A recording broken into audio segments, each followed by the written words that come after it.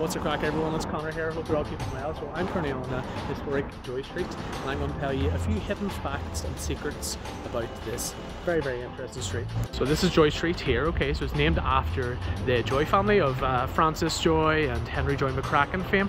And if you're wondering where it is, okay, it's this street here. And it's just off May Street here, and this runs down the whole way to Belfast City Hall. Okay, so let's take a little walk down it, and you can see some of the best preserved examples of Georgian architecture, and you can sort of tell it's Georgian architecture because number one, the type of brickwork, it's very, very distinctive.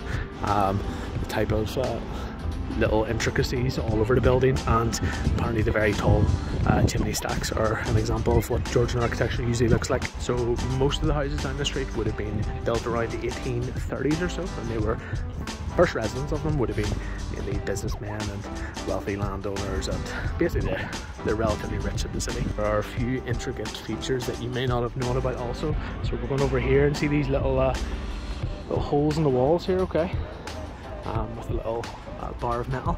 They're apparently actually boot scrapers, okay, so if you got your boots all muddy back in the day, you would then scrape all the dirt and mud off with those, okay, so you just put your foot in there and scrape it off like so.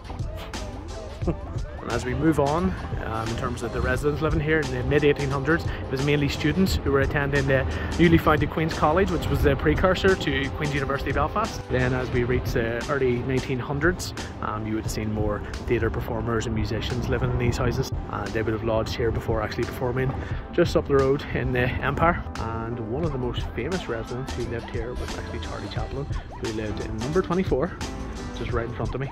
And there's actually a little secret statue commemorating Charlie Chaplin, which I'm going to find and show you now. But before I do, I'll tell you sort of what happened to Charlie when he was over here. Okay, so the first record of him performing over here was in 1900, apparently when he was 11 years old.